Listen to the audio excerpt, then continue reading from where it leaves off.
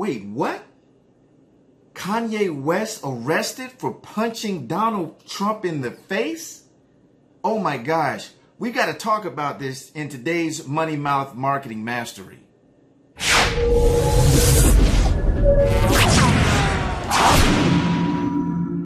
Hi everyone, Antonio Thornton here with another Money Mouth Marketing Mastery. And no, Kanye West did not, I call the guy Cayenne, I don't know. Kanye West did not get arrested for punching Donald Trump in the face.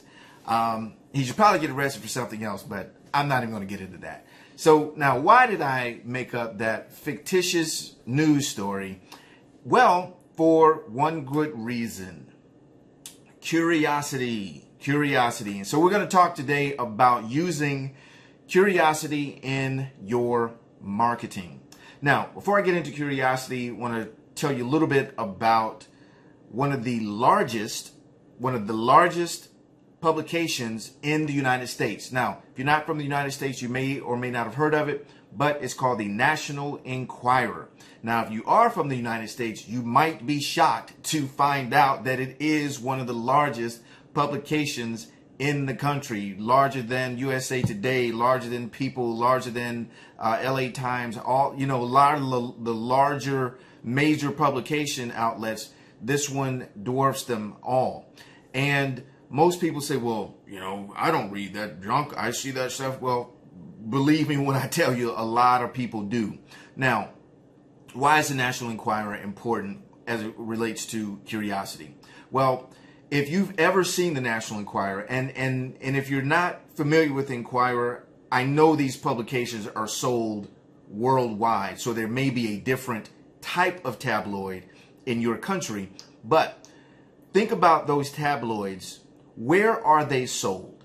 They're sold usually right at the checkout, the cashier, the cash register. That's where they're sold.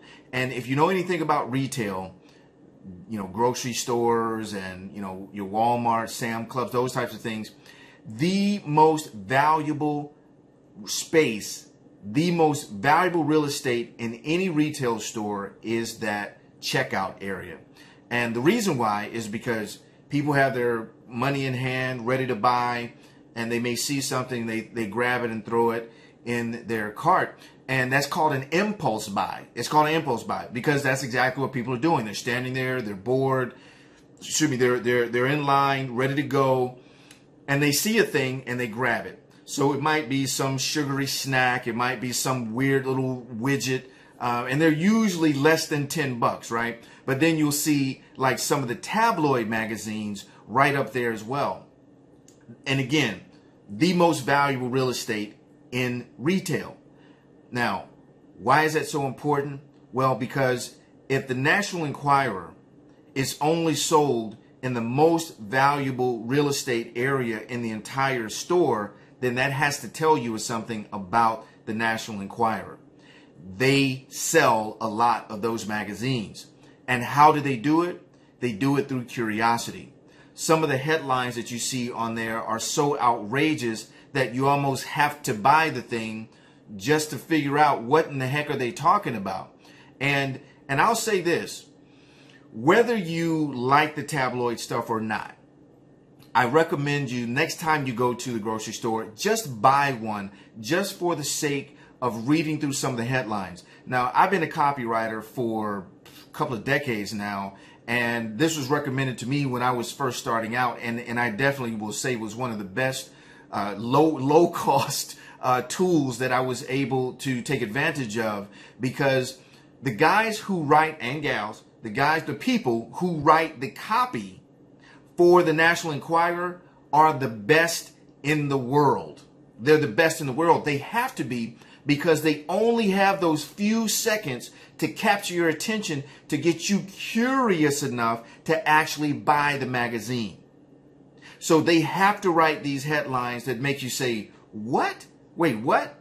Let me find out exactly what happened. So let me apologize for the little bait and switch at the beginning of the video, but I did it for the purpose of, hey, what is this guy talking about? Kanye arrested for punching out. I didn't hear about that. Well, let me find out about that. And that may be the sole reason why you're even watching this video right now, is because of that curiosity. So going back to the point, highest real estate area, National Enquirer, extremely good sales copy to build curiosity. All right. How does that apply to you in your business? Well, I'm not saying that you have to go to the extent of making up stories like, Donald Trump getting punched in the face. You don't have to go to that extent, but absolutely positively use curiosity in your copy, because it gets people's attention and pulls them in. Now, again, as a copywriter, I came into marketing, as you probably know, but if you don't, but I came into marketing by way of psychology, understanding human behavior. And that's really all marketing is. It's just applying psychology to business, what gets a person to do a thing.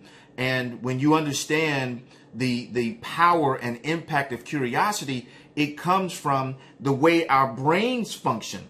Our brains need like patterns. Our brains need consistency, and definitely our brains need resolve. They need resolve. So if I ask you a question, your brain immediately goes into trying to find the answer to that question. And I just want to add this in. This really isn't about curiosity, but I just want to add it in because it popped in my head and it's really awesome, right? So if you've seen the movie Roger Rabbit, and the bad guy, I don't remember his name, but he's trying to find Roger Rabbit. Roger Rabbit's hiding somewhere, and he says, there's one way to get a tune to come out of hiding, or something of that nature. And you've heard the that tune is called a shave and a haircut. That's what it's called, a shave and a haircut. And it goes bump bump ba bump bump bump bump ba bump bump.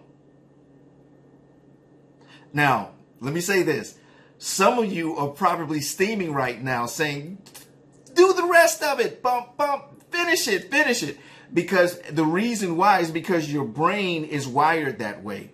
You know that's how that song is finished. So when you say bump, bump, ba bump, bump, it leaves you hanging, which is how he got Roger Rabbit to come out. Because, again, that's how our brains work. We need that resolve. We need to have that ending, that conclusion. And that's a lot of what those headlines do, is they create curiosity that has to be resolved. There has to be some solution, which is only done by buying the magazine, right? So how can you use that in your business? How can you use that in your business? So let's say you are a weight loss coach. You could say the 5 foods you should never eat if you're trying to lose weight. Oh my gosh, what are those 5 foods? I've got to know. So now I'm interested, I'm engaged in what it is you have to offer to me, whether it's a video, some type of lead magnet, whatever the case may be. Now I'm engaged with you. And that can work for any industry. Let's say you're a dentist. One thing that destroys your teeth, what is that one thing? Your brain has to figure out what that one thing is. And you can use all types of variations, all types of things. And I'm just going to grab something off the top of my head. Flooring, okay? Let's say you're a flooring guy and you want to use curiosity. What could you say? What do we know about floors? How to find out if something's living under your floor. Whoa. Yeah, I want to find out if something's living under my floor. I'd absolutely want to know that. So again, that creates curiosity. And like I said, guys, what that does is it almost forces engagement. Now, you can choose how far down the rabbit hole you want to go. Now, I don't recommend using outrageous type of curiosity headlines where the headline has absolutely nothing to do with what you have to sell. Like I did at the beginning of this video. But in essence, it kind of did, right? Because the video is about curiosity. The intro that I created curiosity, right? The intro created curiosity. So this now gives you some type of resolve to say, okay, well, President Trump didn't punch anybody, but at least, or whatever I said, he didn't punch anybody, but at least I know now what this is about. So your takeaway, guys, and as you always know, I love to give you guys practical applications of these tips that I'm giving you so that you can actually apply them. It's one thing to learn stuff, but it's another thing to actually be able to go out and do it. So here's a few things you can kind of think about using curiosity in your business.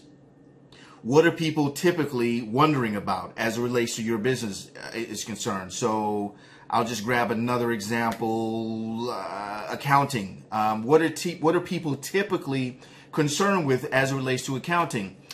I can tell you one thing, getting audited, right? Getting audited is definitely a concern. So you could say, how to guarantee you get audited every single year. Whoa, yeah, I would love to know that. Or the exact opposite, how to avoid being audited ever.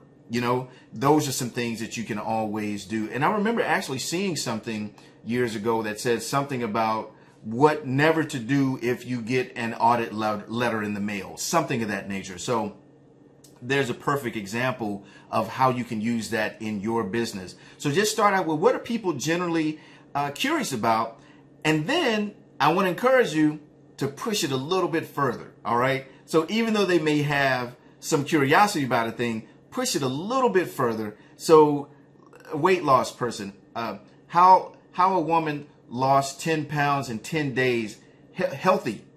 How a woman healthily lost 10 pounds in 10 days, something of that nature. Just push it a little bit further just to arouse curiosity, to get people in the door. And then, of course, like I said, let them off the hook by providing the thing that you said. That's why you don't want to make it so outrageously different, because you do want to actually let people off the hook and give them that resolve that their brain needs. You want to give them that resolve, and they will thank you for it in the form of buying your stuff. Yay, there we go. All right, so no punching in the face, right? No punching in the face. Good for curiosity in your business. All right, guys, that's it for today's Money Mouth Marketing Mastery. I hope you enjoyed it. I'm sure you did. And again, my apologies for the crazy, outrageous intro, but like I said, it was well intended. I'll say that much. All right, guys, I look forward to seeing you in the next episode. Take care.